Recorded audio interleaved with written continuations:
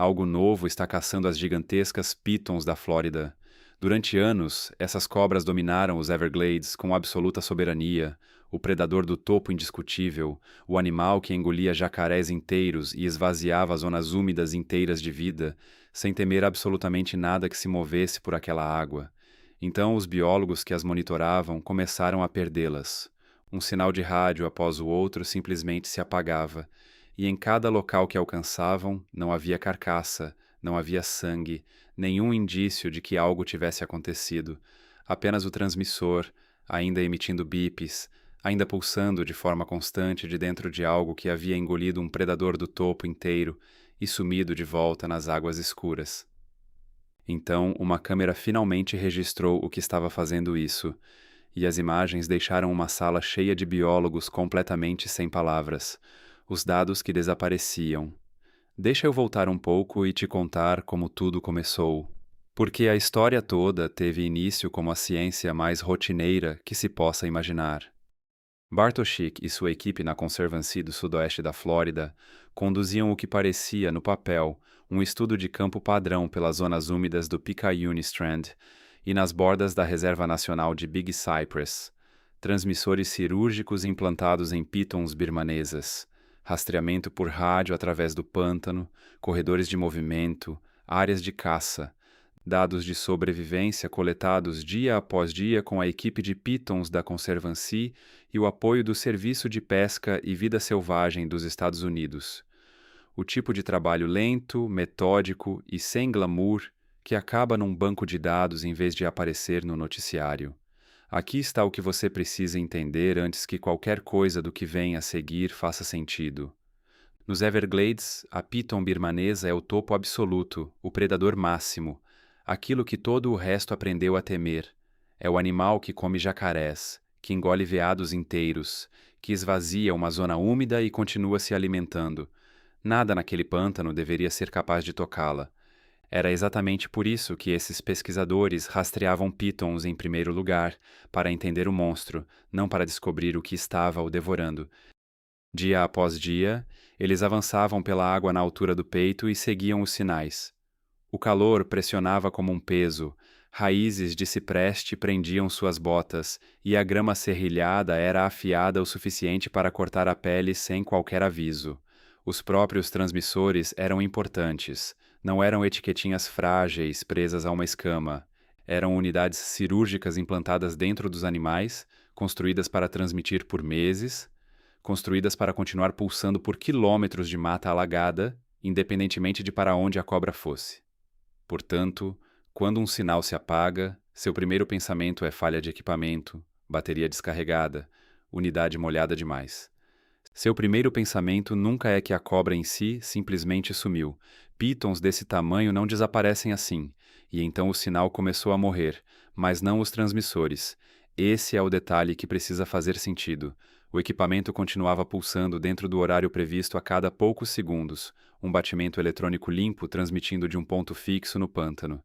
Eram as pitons ligadas a esse equipamento que estavam desaparecendo. A Piton 19 foi a primeira.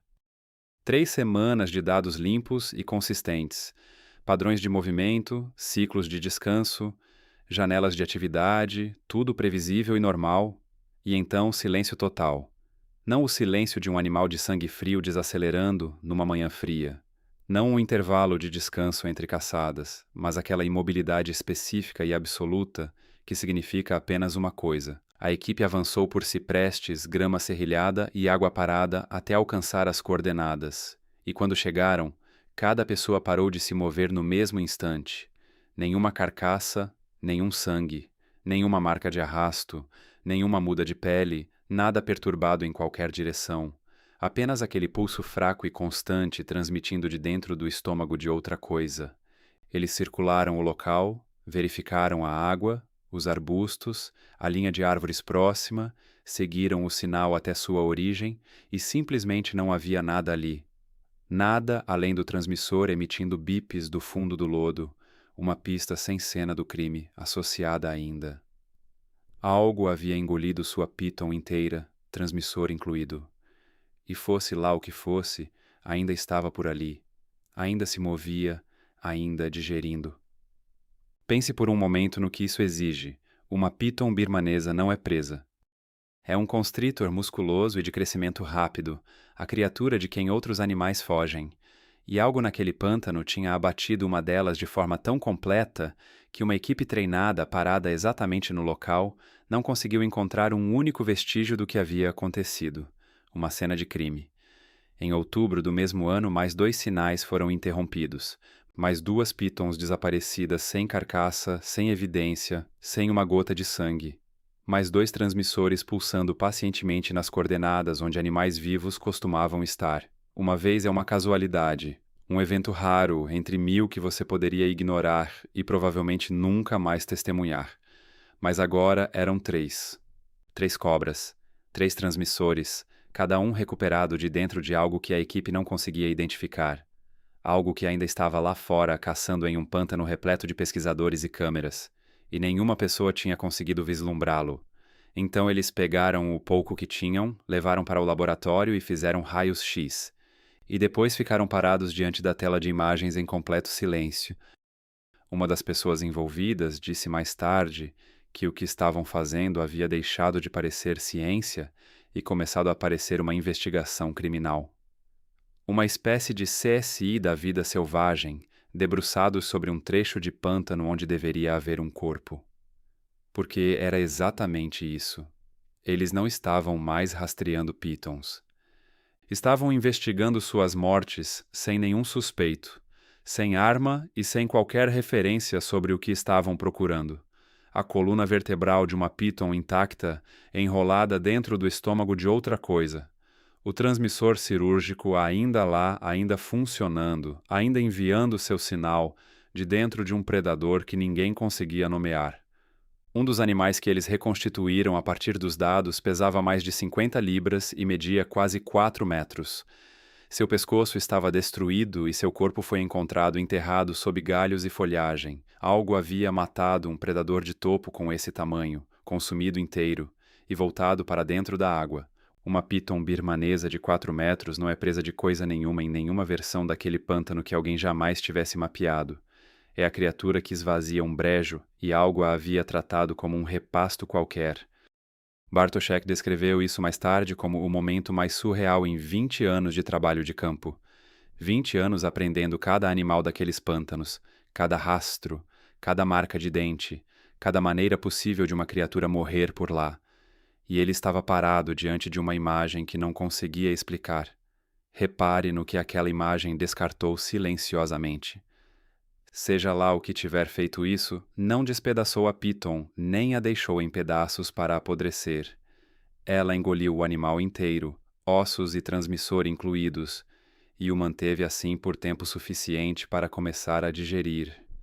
Isso não é aproveitamento oportunista, isso não é comportamento de necrófago, isso é um predador construído para engolir algo quase do seu próprio tamanho de forma deliberada. E a lista de animais na Flórida capazes de tal façanha está praticamente vazia.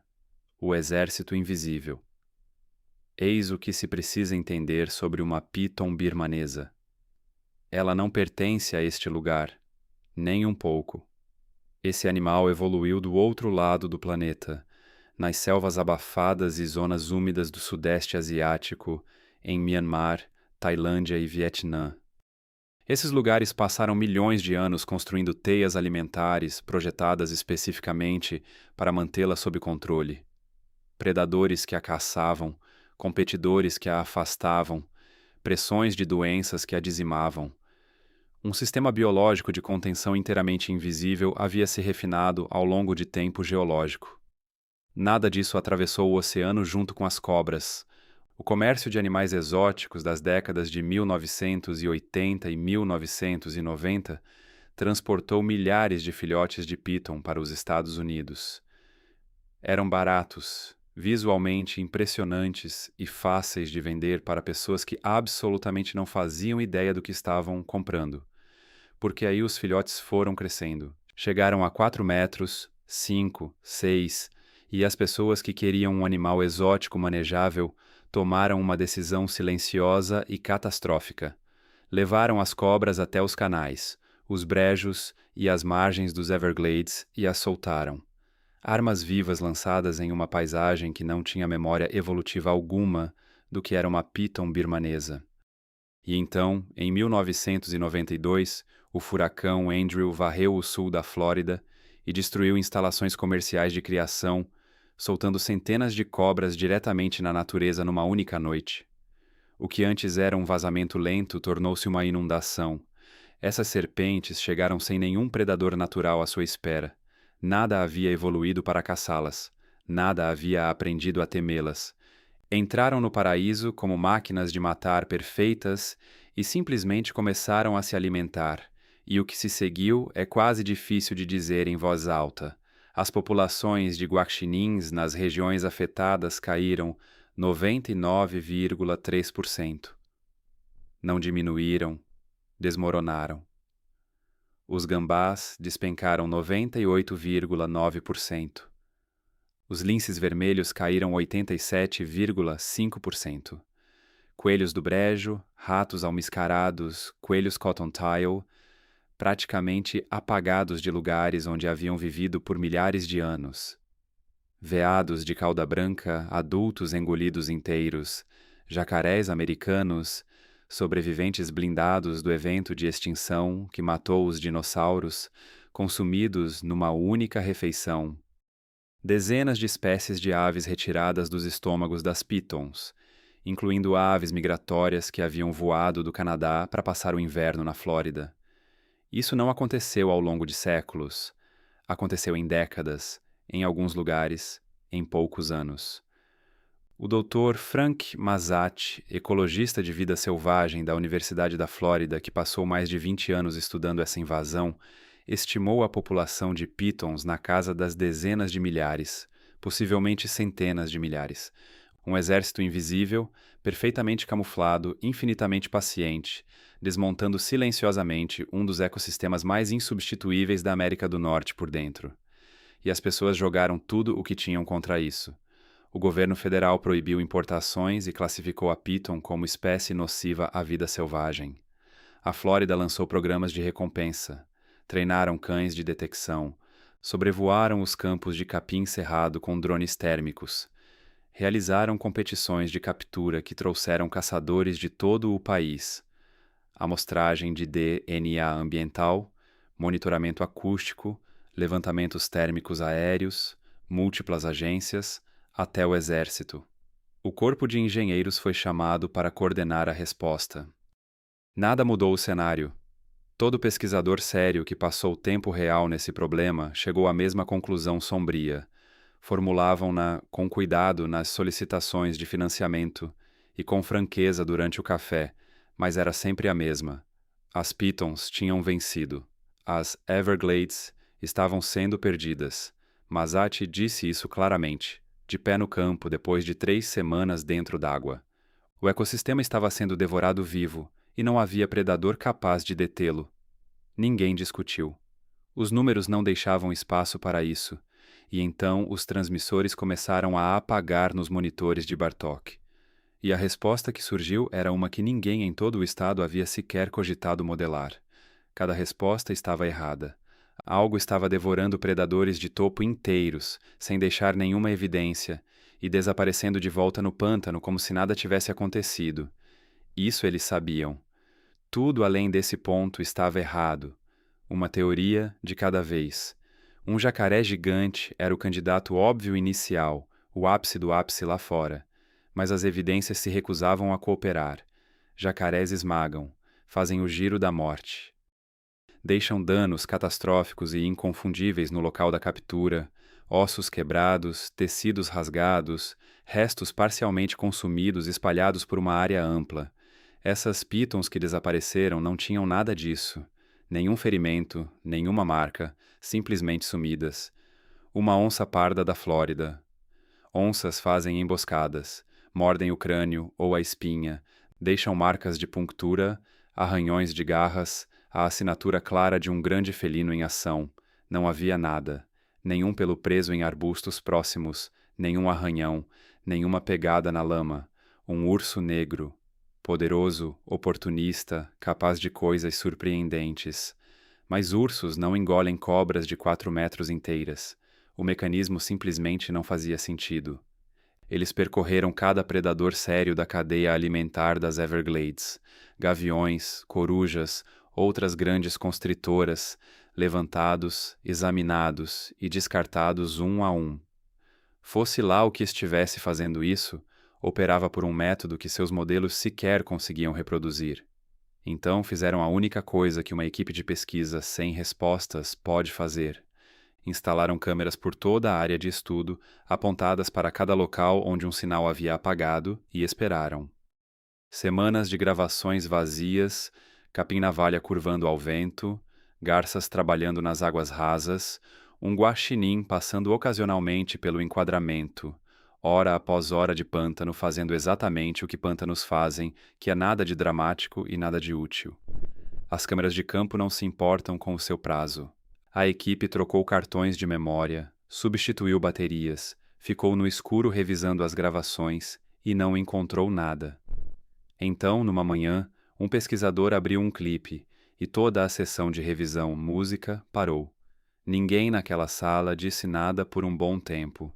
O predador não era um jacaré, não era uma onça, não era um urso, um gavião ou qualquer coisa que tivesse aparecido na lista de alguém. Ele nem era grande. A gravação, a câmera mostrou uma cobra de corpo escuro e espesso, pesada, musculosa, deitada completamente imóvel na camada de folhas na beira da água, invisível contra a vegetação em decomposição abaixo dela. Uma emboscada perfeita, o tipo de coisa sobre a qual você poderia passar diretamente numa trilha e nunca perceber. E então ela se moveu. Explosiva, cirúrgica, instantânea. Ela se lançou sobre um piton jovem antes que a presa tivesse qualquer ideia do que estava acontecendo. O bote terminou quase antes que a câmera conseguisse registrá-lo. Sem aviso, sem preparação, apenas o contato e então o controle. Era uma mocassim d'água da Flórida, uma víbora venenosa que havia vivido naquelas exatas áreas úmidas por milhares de anos. Um animal que cada pesquisador da equipe havia contornado na trilha umas 100 vezes sem lhe dar uma segunda olhada, e ela estava caçando um piton birmanês invasor e engolindo-o inteiro, uma cobra nativa comendo outra cobra. O animal negligenciado, aquele que havia estado ali o tempo todo, vencendo.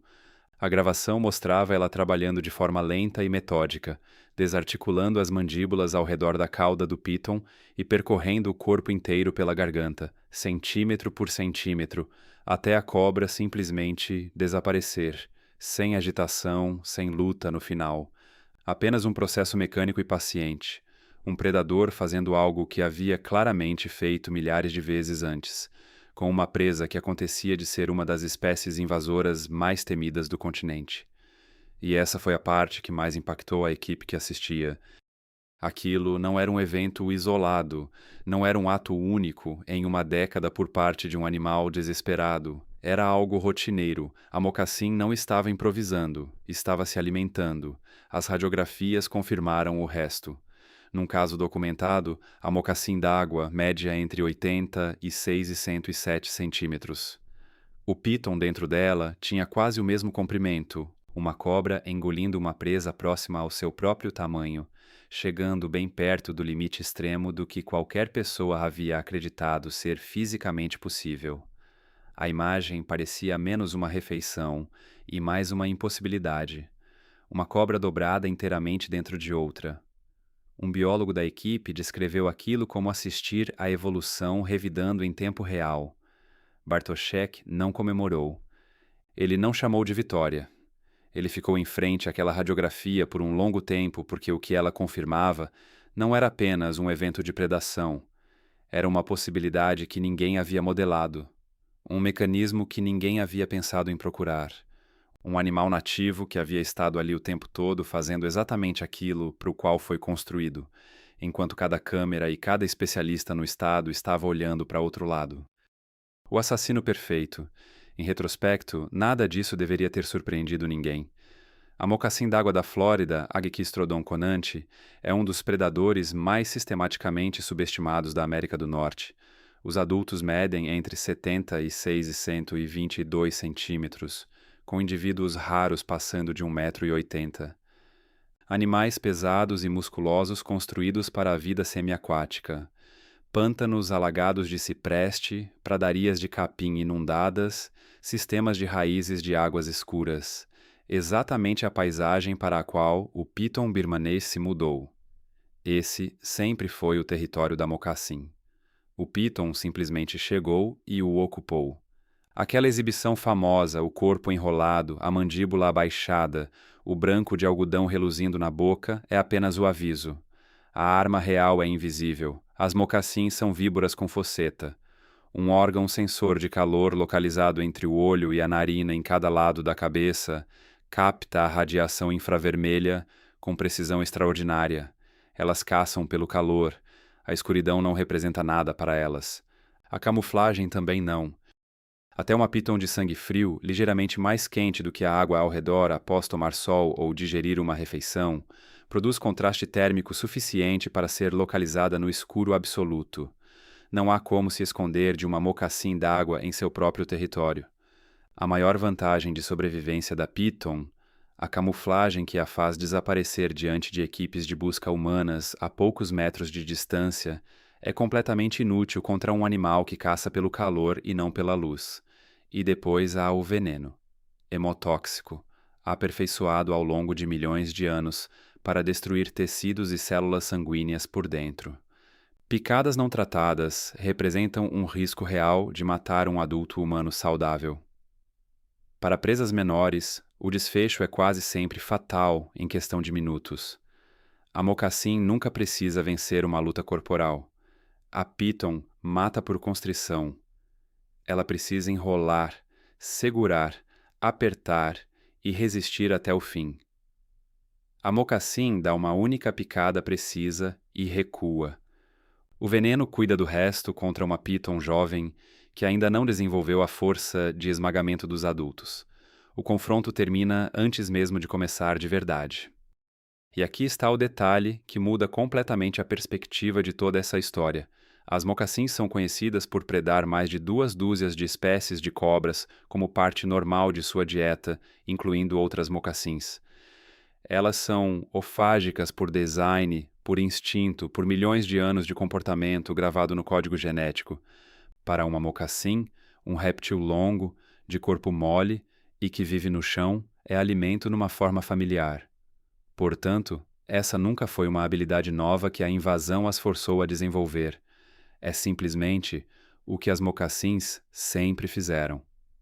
A piton birmanesa foi apenas um item novo num cardápio muito antigo. A abordagem delas, com presas grandes ou arriscadas, é precisa e paciente. Picam e soltam, depois recuam e aguardam. 3 mortes confirmadas numa única área de estudo ao longo de alguns meses. Isso é um padrão, não uma coincidência. Os biólogos acreditam agora que as mocassins identificaram as pitons jovens como alvos de alto valor e baixa resistência, acertando exatamente a janela em que a piton já é grande o suficiente para valer o esforço, mas ainda não grande o suficiente para representar uma ameaça. Mas o que ninguém previu vir a seguir foi o seguinte: as mocassins não estavam agindo sozinhas, não estavam lutando sozinhas. Os próprios dados de rastreamento de Bartoszek vinham contando discretamente uma segunda história o tempo todo. Ninguém havia montado o quadro completo até que os transmissores forçaram tudo a vir à tona. Das 19 pitons monitoradas no estudo, 5 foram mortas por jacarés americanos, e um desses jacarés media apenas 2,70 m. Esses sobreviventes ancestrais vinham reagindo o tempo todo, de forma silenciosa, contínua e completamente não registrada, sem recuar, sem se adaptar para coexistir ao redor das pitons, simplesmente matando-as. E o fato de um jacaré de 2,70 m conseguir abater uma dessas cobras é muito significativo. Isso significa que não eram apenas jacarés gigantes fazendo esse trabalho. Eram residentes comuns de tamanho médio do pântano, os que estão por toda a parte dentro do ecossistema. Então, em junho de 2021, uma câmera de vida selvagem flagrou algo sem precedente algum em toda a literatura científica. Um lince vermelho, Um animal cuja própria população havia sido devastada exatamente por essa invasão atacou um ninho de piton. Não estava buscando restos, nem tropeçou em ovos desguarnecidos. Foi diretamente a fêmea que chocava, golpeando com ambas as patas dianteiras, empurrando-a para trás com agressividade sustentada e depois trabalhou metodicamente pela ninhada, ovo por ovo. Um lince vermelho pesa uma fração do que uma piton birmanesa chocando pesa. Aquela piton foi construída para defender aquele ninho contra quase qualquer coisa. O lince entrou mesmo assim e venceu. Foi a primeira evidência fotográfica já registrada de um mamífero nativo atacando ativamente um ninho de piton birmanesa. Esses felinos estavam aprendendo a desmantelar a invasão por dentro, desenvolvendo novos comportamentos de caça numa única vida em resposta a uma ameaça que não existia uma geração antes. Isso não é como se supõe que as coisas funcionem no papel. Uma adaptação comportamental assim deveria levar muitas gerações, não um único tempo de vida. Um ecólogo que assistiu às imagens resumiu tudo de forma simples. As onças pintadas já tinham descoberto isso antes dos cientistas. Câmeras posicionadas sobre áreas alagadas capturaram corujas e gaviões retirando pitons juvenis de posições expostas ao entardecer e ao amanhecer, arrancando-os do sistema antes que pudessem crescer e se transformar em gigantes capazes de engolir veados inteiros. Eliminar uma piton com 45 centímetros significa apagar também cada veado, cada ave, cada jacaré que ela teria consumido ao longo de décadas de vida. Um abate pequeno, feito cedo, multiplica seus efeitos de forma enorme. Ursos negros e panteras da Flórida também foram registrados capturando pitons em múltiplos pontos da área de estudo. Uma coalizão inteira havia se formado silenciosamente, sem nenhum tipo de coordenação, víboras na serapilheira, rapinantes caçando pelo dossel, lince vermelhos atacando ninhos, jacarés na água, ursos no matagal, todos agindo de forma independente, todos simplesmente fazendo aquilo que milhões de anos de evolução os prepararam para fazer: defender seu território contra algo que não pertence a ele. Nenhum aviso foi enviado, nenhuma espécie realizou uma reunião. Eles convergiram sobre o mesmo alvo a partir de 5 ângulos completamente distintos, simultaneamente. Isso deveria provocar alguma sensação. De muitas formas, provoca. Mas as pessoas mais próximas desses dados são sábias o suficiente para não chamar isso de resgate. A matemática brutal, porque existe um número trabalhando contra tudo isso. E esse número é implacável. Uma única fêmea de piton birmania produz entre 12 e 36 ovos por ninhada, às vezes mais. Ela enrola seu corpo ao redor do ninho durante todo o período de incubação, contraindo seus próprios músculos para gerar calor, defendendo a prole contra qualquer ameaça que se aproxime. Esses animais crescem rapidamente e vivem por décadas. A matemática reprodutiva não se importa com os defensores reunidos contra ela.